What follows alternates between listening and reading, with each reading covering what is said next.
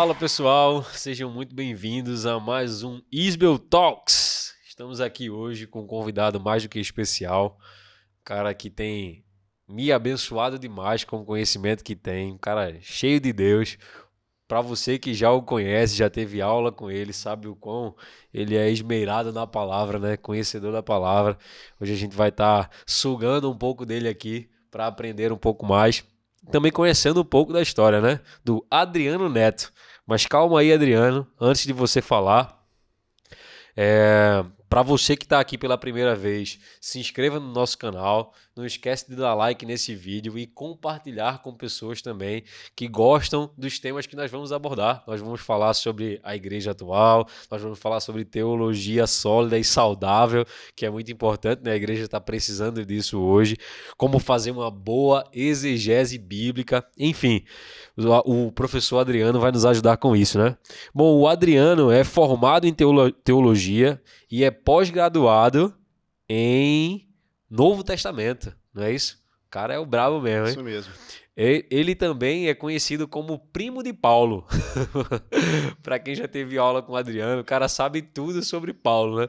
E a gente brinca aqui dizendo na instituição que ele é primo dele. Mas bom, conte aí, Adriano, quem é o Adriano, né? Além do que eu já falei, né? Mas compartilha aí conosco como você se apresenta.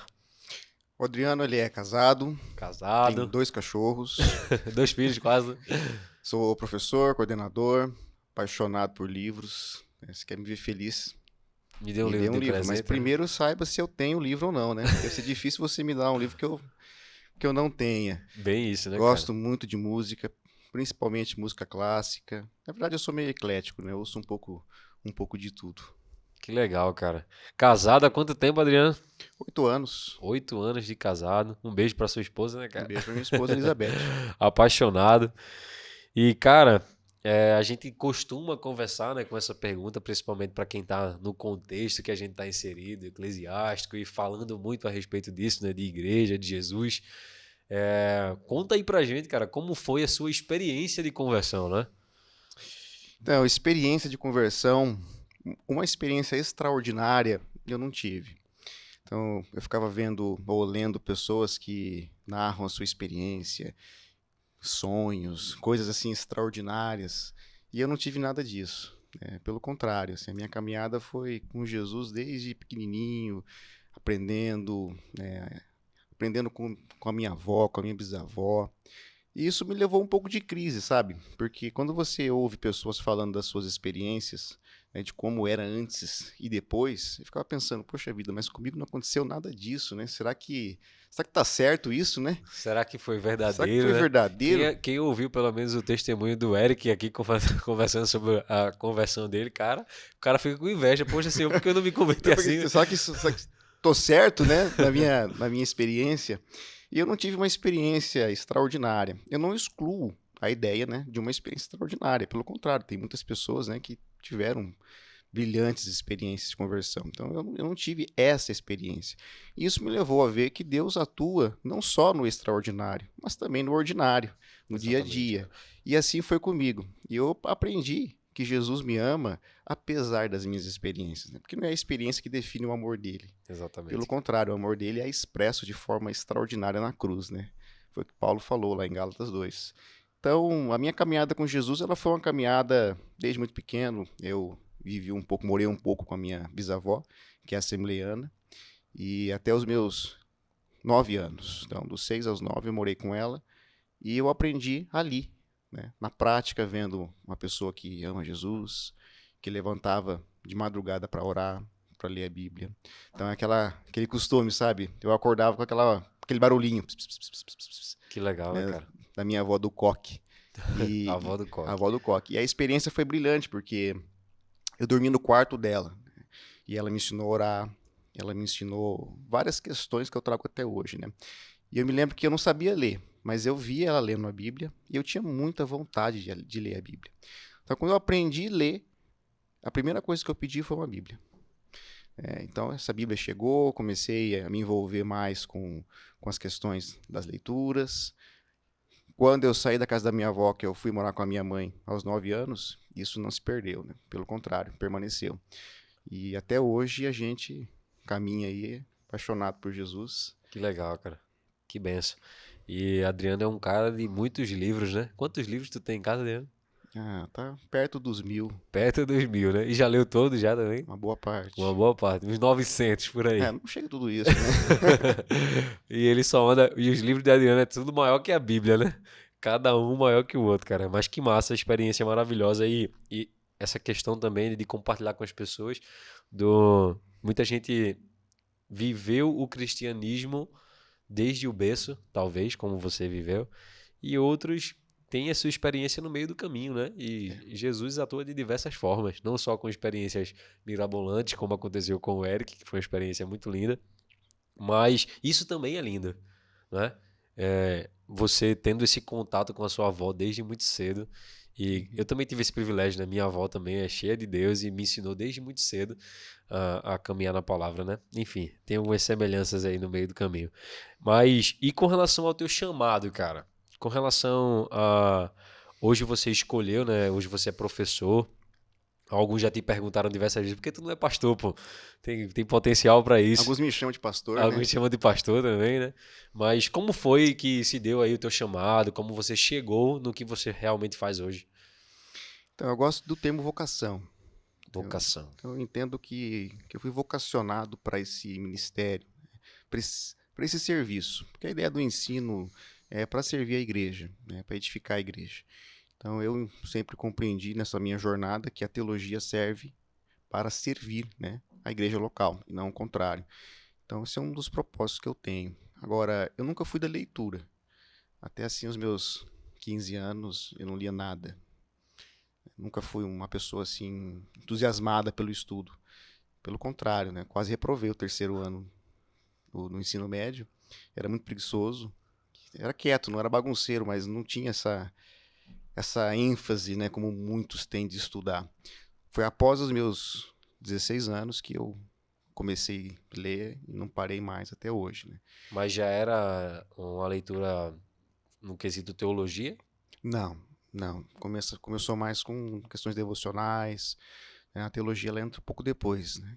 Quando eu tinha meus 18 anos, 19 anos, começa uma leitura mais pesada, né? Hoje eu estou com 34, então, assim, a partir dos 16 foi quando eu comecei a ler para valer mesmo, estudar as escrituras. Lógico, num nível menor do que hoje, né? Não se compara, mas foi ali, né, que eu comecei. Então, quem me vê hoje estudando, lendo, né, dedicando, né, é diferente do adolescente de 15 anos que ia para a escola para ficar pensando em outras coisas, né?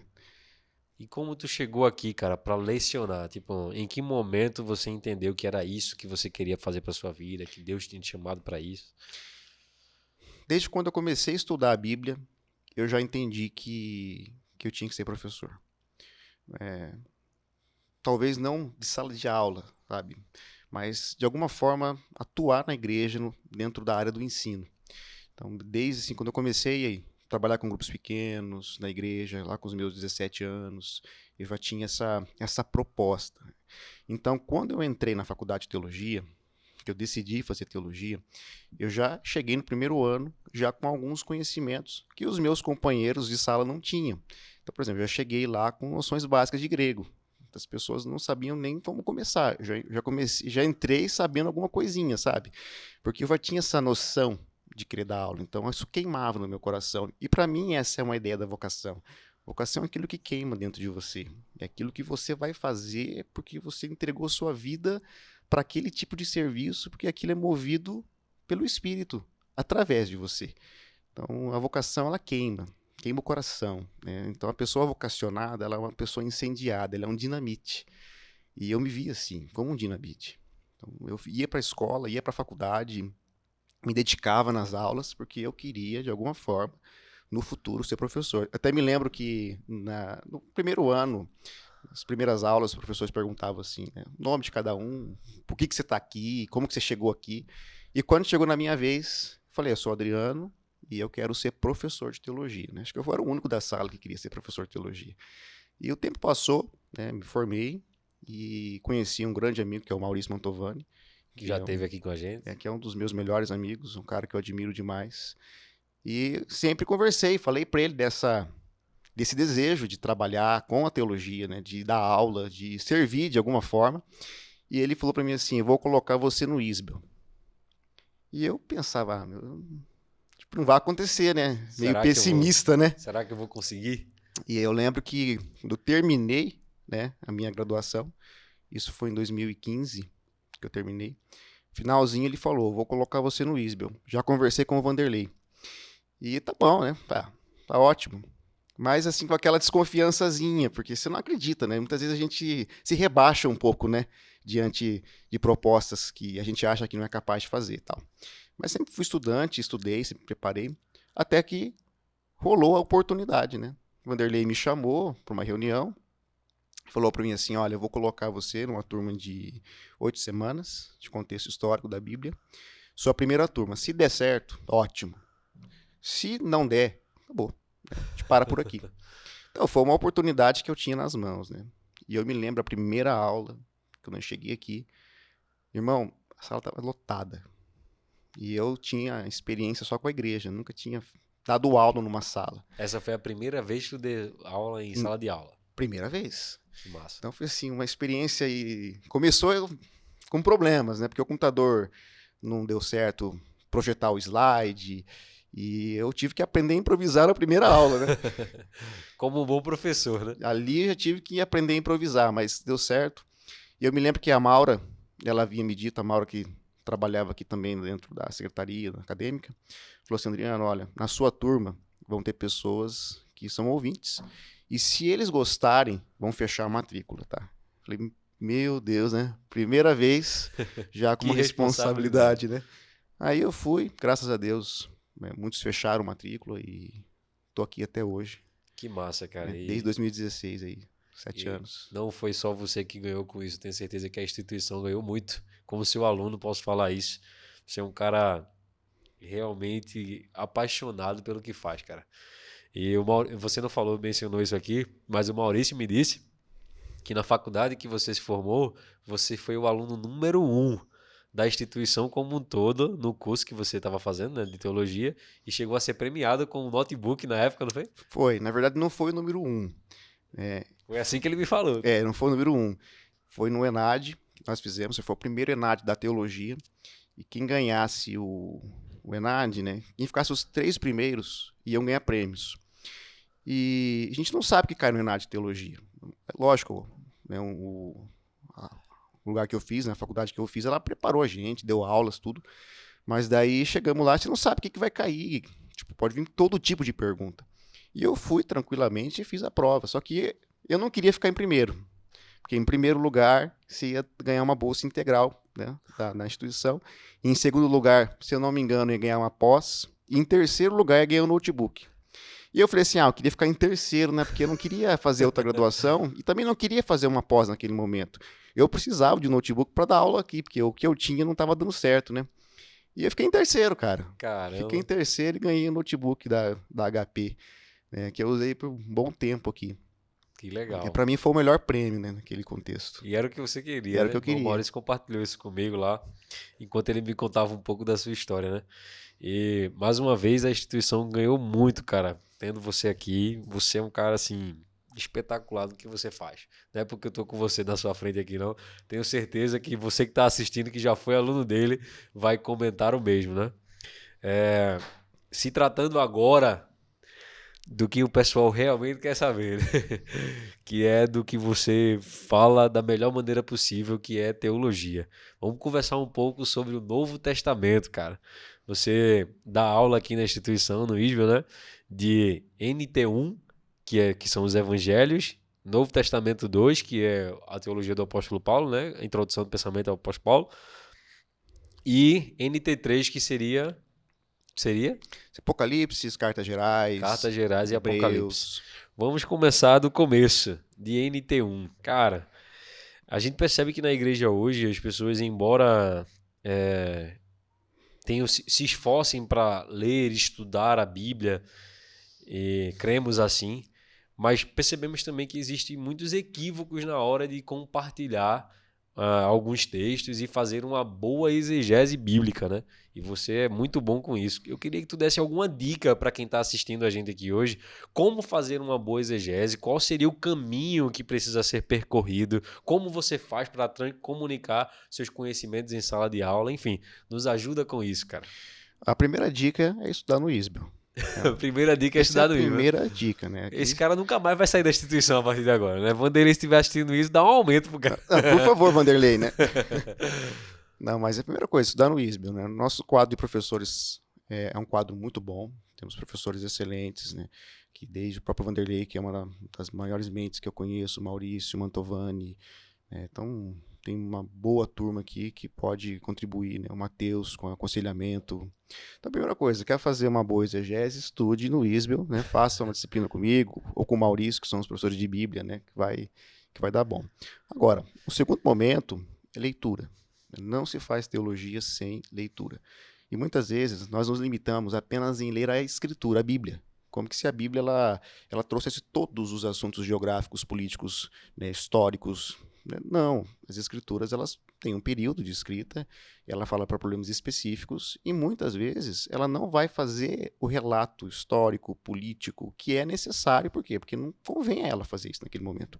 Então é necessário que nós, que vamos estudar, chegamos e estudamos, né? Pegamos lá. Vamos procurar entender como que funcionava o judaísmo do período de Paulo, de Jesus, quais eram as políticas naquele tempo, como que era a geografia, aprofundar essa questão histórica, política, social, cultural, para aí sim entrar no texto e começar a descobrir algumas coisinhas, né? Nós não somos historiadores, né, de profissão, assim, de especialidade, mas nós temos muitos livros que vão nos ajudar com ferramentas. Então, conhecer um pouco da história é muito importante. Uma outra dica também é conhecer a língua portuguesa, né? E o grego e o hebraico? Se você não sabe, pelo menos a gramática rudimentar da língua portuguesa, não adianta nada ir para o grego e para o hebraico, né? Então, conhecer bem a língua portuguesa, dominar a gramática, se possível, para o iniciante, começar também a ter pelo menos uma noção básica do grego, do hebraico, que já vai ajudar muito na hora de fazer uma análise e ter um bom método. Com relação, perdão por interromper, mas com relação ao grego e o hebraico, que talvez seja uma dúvida das pessoas, né? Poxa, por onde começar? Tem algum livro que você indicaria para grego e hebraico? Para iniciante? Olha, em português tem Noções do Grego Bíblico. Noções do grego bíblico? Do Stélio Rega, é um livro bem bacana, tem uma boa introdução, dá para começar bem, mas o ideal é fazer um curso. Tem um professor que nem todo mundo consegue aprender sozinho, né? Então é bom fazer um curso. O grego e o bíblico ele é muito importante, né, para você estudar, mas se você não sabe grego tipo grego e o hebraico, não tem um problema, dá para fazer uma boa análise. Você não faz uma exegese, mas você faz um bom estudo bíblico. É importante ter várias versões da Bíblia, fazer comparações de tradução, ter uma leitura teológica também, porque o escritor ele não caiu do vácuo, né, cara? Ele escreve num contexto dentro de uma proposta e também na construção de um pensamento. Então é importante saber por que Paulo está escrevendo aquilo, como que se constrói a sua teologia. O que seria uma leitura teológica? Você mencionou isso agora.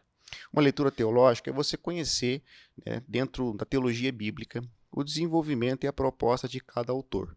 Então, se você vai estudar, por exemplo, Paulo, é buscar entender o mundo de Paulo, como que Paulo chegou dentro daquelas conclusões, ciente de que há muita diversidade de pensamento, ciente de que há muitas abordagens, né, que estão aí, né, a história paulina, nos 2000 anos de cristianismo, tem muita gente interpretando, muita coisa diferente. Então, entender onde você está situado, né, qual escola de interpretação você está, entender melhor a sua escola, entender outras escolas de interpretação.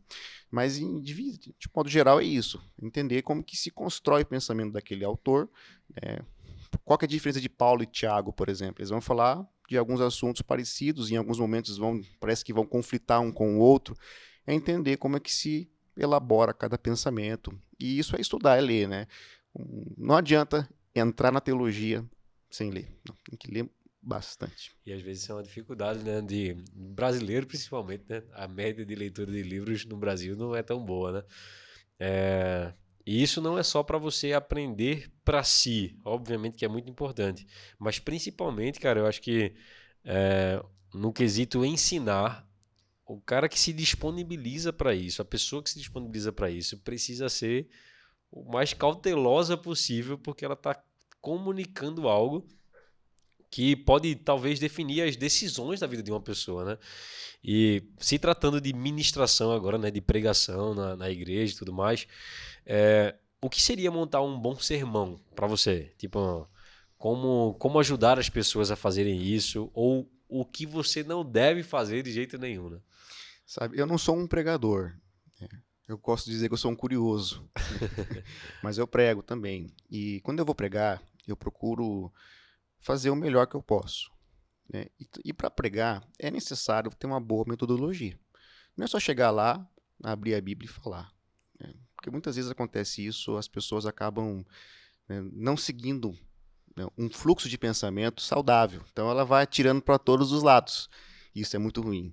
E é ruim quando você chega numa pregação e o pregador ele não entende nada de Bíblia, mas ele pensa que entende, mas ele não entende. Então ele traz outras escolas, digamos assim, né, outras formas de apresentar o conteúdo, como autoajuda, né, o famoso coaching nas igrejas, no sentido das pregações. Então isso para mim é muito negativo. Então o pregador, né, a pessoa que está pregando, ela precisa conhecer bem da Escritura Sagrada. E conhecer a Escritura é dedicar tempo para preparar o seu sermão. A pessoa não vai estudar para pregar, né? Ela já estuda. O cotidiano dela é estudar. É nesse contexto de estudo que ela vai preparar a pregação. Então, vou estudar para pregar. Não, estuda. Vai estudando. Quando você for pregar, no contexto do seu estudo, você vai abrir ali um leque, né, um braço nos seus estudos para desenvolver aquele assunto que você está abordando. Né?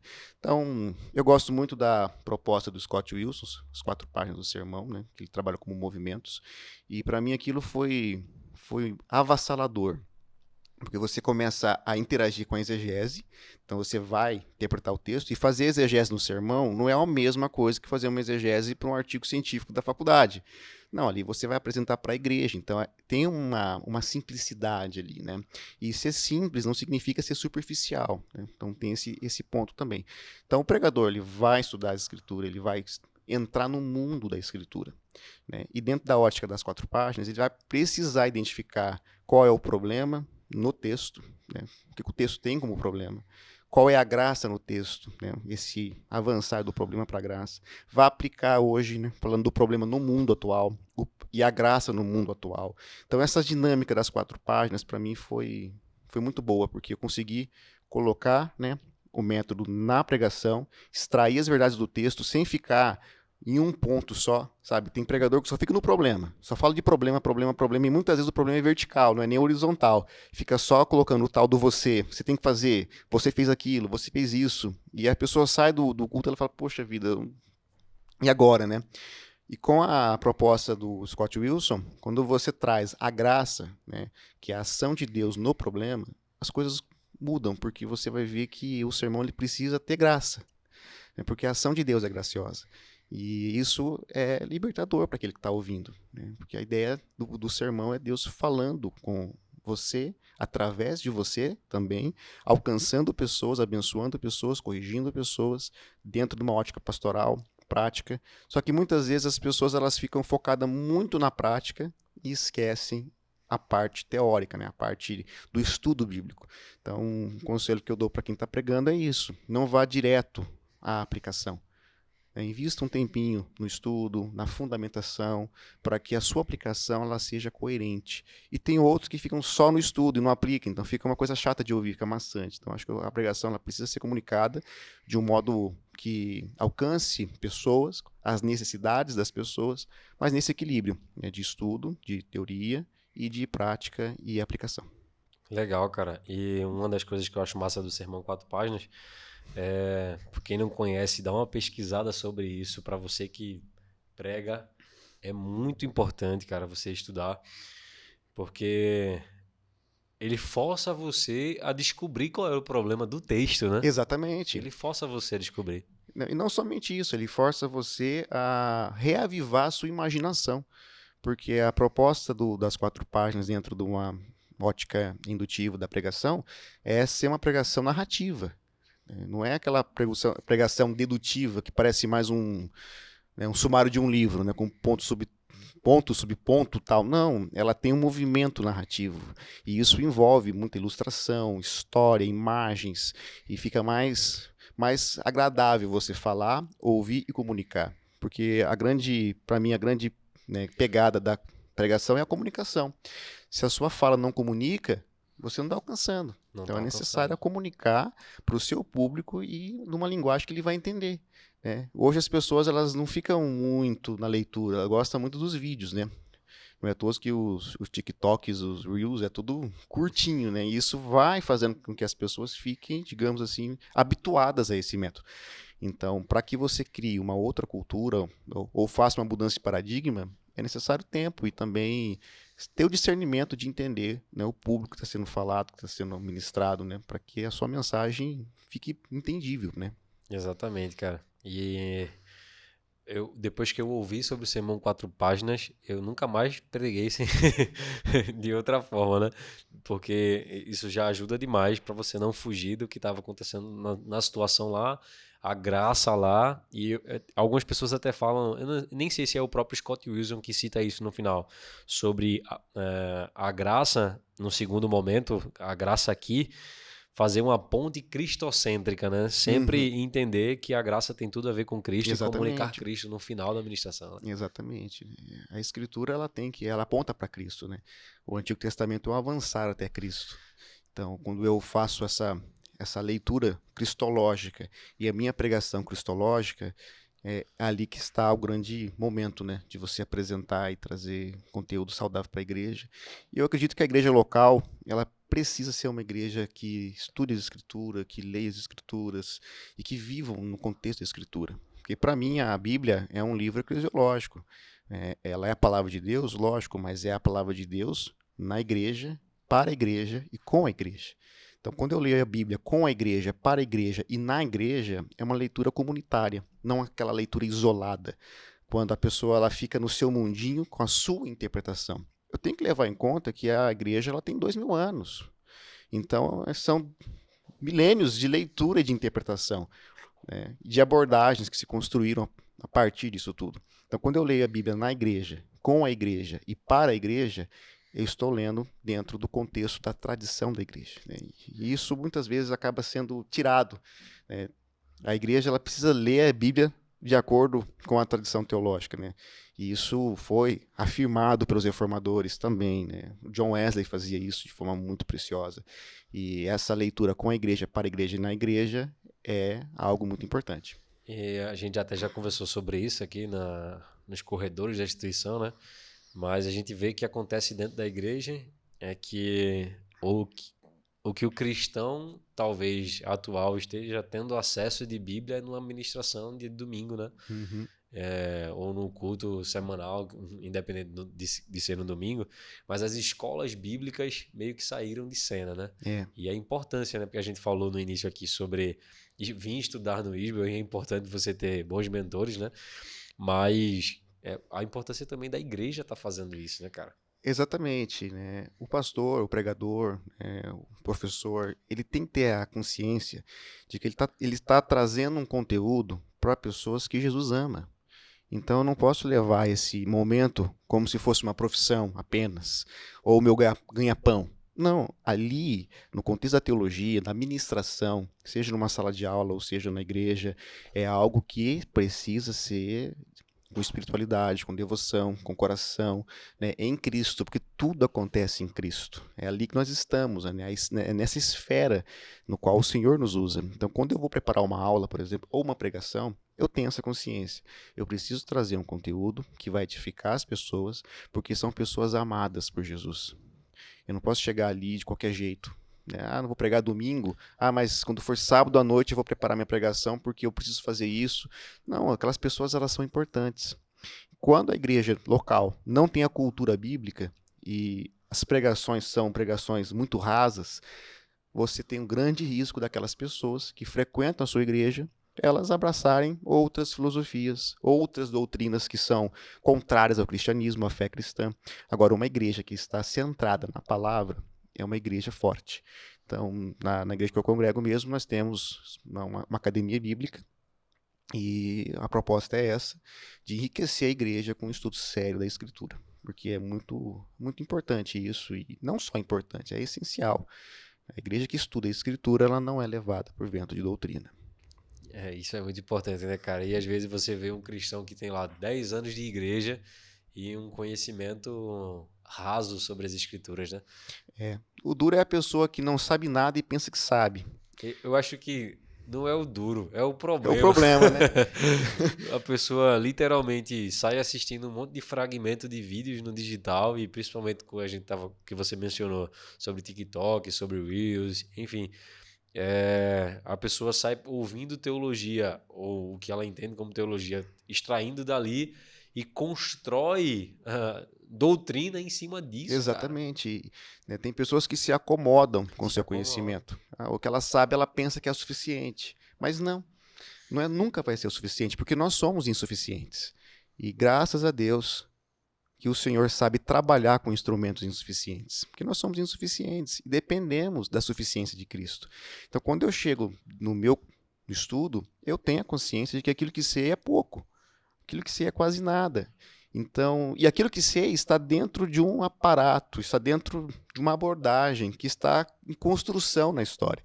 Então, não é novidade. Nós não estamos descobrindo a roda, né? Não, nós estamos dentro de uma abordagem, estudando com autores sérios, mas existem outras abordagens que são sérias também. Então, quando eu não tenho a consciência disso, eu acabo fazendo, eu erro num ponto. Eu faço da minha interpretação da Bíblia a Bíblia. E é isso que eu vejo em alguns lugares.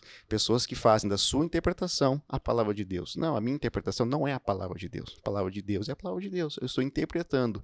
E nós estudamos para interpretar melhor a Escritura, para errar menos, Errar digamos assim. menos. Porque talvez você não esteja vendo algum livro que esse cara lê. Ele só lê livro de 500 páginas. E um cara que já leu mais de 500 livros na sua vida, não já leu mais do que isso já? Olha, nunca contei, Eu não, acho que já. mas Tem a biblioteca de 1000 livros em casa, no mínimo. A humildade, cara, que precisa existir, principalmente quando você está ensinando sobre isso, né, velho? Veja, ó quanto você já estudou a Bíblia, quanto você já se expôs para isso. E você reconhece que o que você está pregando é um esforço da sua. Existe um esforço da sua parte em errar menos. isso.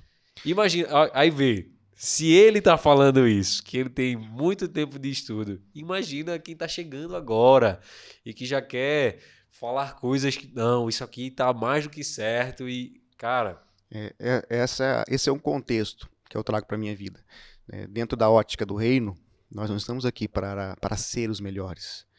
Nós estamos aqui para fazer o melhor, para poder dar a sua vida naquilo, no reino, sabe? Independente daquilo que você faça. Porque uma coisa é certa, nós nunca deixaremos de ser filhos de Deus. Mas um dia vamos deixar de ser professores, um dia vamos deixar de ser pastores, um dia isso vai acabar, mas nós nunca deixaremos de ser filhos. Então, dentro da relação com Jesus e da vocação que ele nos deu, que nós servimos. Então, assim, eu não posso querer achar que já sei o suficiente, porque eu não sei. E eu também não posso querer ser melhor do que o outro. Existem muitas pessoas melhores do que eu. E eu posso citar 2 nomes aqui para você, que são pessoas muito melhores do que eu, que é o Prof. Vanderlei e o Maurício. E eu não quero ser melhor do que eles. Pelo contrário, eu quero que eles cresçam ainda mais. Mas o que eu quero fazer é que a minha aula seja uma aula ótima, excelente, que contribua na formação do aluno, que edifique a Igreja de Jesus, porque essa é a proposta. Porque sempre vai ter alguém que é melhor do que você. E quando você encontra alguém melhor do que você, aí você vê o tanto que você precisa aprender e caminhar mais. Então, o estudo nunca vai acabar. é isso aí, cara, é isso aí. Bom, já dá pra perceber que aqui o cara fazer igual o do Murilo, né, o podcast do Murilo. Toda frase que ele fala dá pra fazer um corte, né? Mas com o Adriano tá sendo do mesmo jeito, hein? Mas, cara, uma das coisas que eu acho muito interessante também no seu estilo, no seu dia a dia, você mencionou essas duas pessoas aí, né? No seu estilo de vida, é que você também anda com mentores, né? Você tem pessoas no seu dia a dia que te convidam a estudar mais, e te orientam também no dia a dia, né? Tu poderia falar um pouco sobre quem são os teus mentores hoje, quem são as pessoas que você senta para ouvir e a importância disso também, né? Olha, eu gosto de. Isso não existe, tá? É coisa da minha cabeça. Mas eu gosto de falar de mentores reais, né, pessoais, e literários. Então, os mentores literários que eu tenho são os meus autores que eu mais gosto, que eu mais leio, né? Que eu tenho ali uma certa afinidade, como o próprio Andrew Wright, o Joseph Ratzinger, o Ansus von Balthasar, né, o Jimmy Dunn, né, Gordon Fee, entre outros. Mas os mentores pessoais, pessoas que eu converso, que eu gosto de ter comunhão, são alguns, né? Um deles é o próprio Maurício, que é um dos meus melhores amigos, então é um cara assim que eu sempre vou ouvir o que ele tá falando. Palmeirense de coração. Palmeirense, Maurício é palmeirense de coração, né? Ele fala que é corintiano, mas não é não, né? Então, o Maurício é um dos caras assim que eu mais amo, gosto demais e a gente dialoga bastante, né? Uma amizade que surgiu na teologia, na faculdade e estamos aqui até hoje. Então, assim, o Maurício é a porta que Deus usou, né? Vou colocar isso entre aspas, para que eu entrasse aqui no ISBEL. Então, ele é um dos meus grandes amigos, né? Agora, um outro mentor que me ajudou muito, que me influenciou muito, é o professor Dr. Silas Barbosa Dias. Ele foi meu professor e eu olhava as aulas e o meu coração queimava, né? E a frase do Silas era essa, né? A teologia que arde o coração. É uma frase que eu levei para minha vida e aquilo incendiou, né? Então o Silas chegava quase todas as aulas com um livro na mão. Dizia que nós tínhamos que ler aquele livro, que aquele livro era importante, que a gente era, se nós não lêssemos o livro, seríamos mancos teologicamente falando. Então essa frase ficou, né? Então eu sempre comprava os livros que ele indicava. Então assim, um dos grandes responsáveis hoje para mim chegar onde eu estou é o Silas Barbosa. Silas Barbosa Dias. Assim, ele me apresentou os melhores autores alemães, ingleses, e ali eu comecei a degustar essa teologia e jogar fora a teologia ruim que eu tinha. Porque muitas vezes a gente ouve as pessoas falando, né, que isso, você vai estudar teologia, você vai perder a sua fé. Realmente, você vai perder mesmo. Você vai perder aquela fé que não é fé. Aquela fé errada, né? Você vai descobrir o que é a fé. A fé em Cristo, a fé cristológica, a fé da relação. Porque a fé é relação. É relação com um tu, com um outro, com alguém que te ama, que morreu por você. Então a fé ela está relacionada na esfera, né, do reconhecimento, da reciprocidade, da relação, da entrega. Né? Eu confio num outro, reconheço a minha falência e dependo desse outro que me salvou e que me ama. Então a fé, ela, dentro dessa ótica, ela está relacionada com aquilo que é estar em Cristo. Eu estou em Cristo porque Ele me amou, me colocou ali, né? Então assim, a teologia ela mostra para você, né? Lógico, a teologia é séria, né? Não aquela de fundo de quintal. O que é a fé, né? Dentro dessa ótica. Então é muito importante nós pensarmos dentro dessas categorias, né? Então o Silas foi um cara, assim, é um cara que eu admiro demais e, né, sempre trago ele comigo, né, nas minhas reflexões, nas minhas aulas. E de mentor, chega ou tem mais? Tem vários outros, né? Mas vamos ficar só com esses dois. Vamos ficar só com esses dois hoje, né?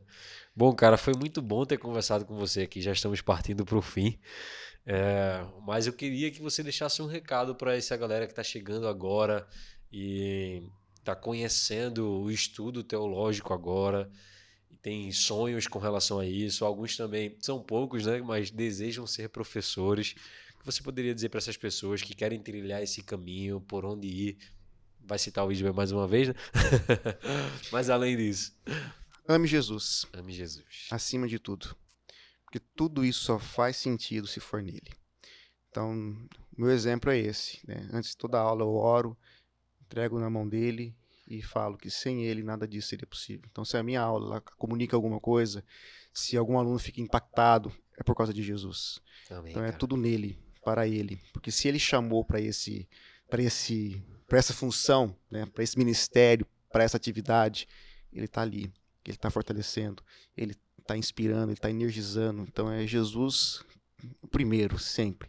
Então quer ser um professor de teologia? Ame Jesus. Quer ser um bom pastor? Ame Jesus. Depois você estuda, porque a teologia se faz de joelhos. Amém, cara. Olha aí, mais uma frase impactante para a sua vida, hein? Bom, cara, mais uma vez foi um prazer estar com você aqui. Muito bom, essa conversa maravilhosa. Bom, você que foi introduzido em muitos temas, a gente falou sobre muitas coisas aqui e tem curiosidade e queria aprender um pouco mais com essa bênção de Deus aqui, que é o Adriano. Nós temos muitas matérias que são lecionadas por ele aqui, mas no próximo ano agora, vamos iniciar o ano com NT1, que é o Evangelho, são os Evangelhos, na Os verdade. evangelhos. São os Evangelhos. Vai ter na segunda-feira, na terça também vai ter um pouco de Evangelhos e um pouco de Apóstolo Paulo. E eu tenho certeza que você vai ser muito acrescentado estudando aqui com o professor Adriano. Bom, foi muito bom estar com vocês aqui. Não esqueça de se inscrever no canal e compartilhar esse vídeo também, não só com as pessoas que desejam aprender um pouco mais sobre o tema, mas para quem conhece o Adriano e quem até mesmo caminhou com ele desde o início, né? Porque tem muitas pessoas que caminharam com você desde o início, que talvez desejem lhe ver mais uma vez, enfim. Foi muito bom. Mais uma vez, muito obrigado pela sua presença. Tchau, tchau e até a próxima. É isso aí, cara. Acabou.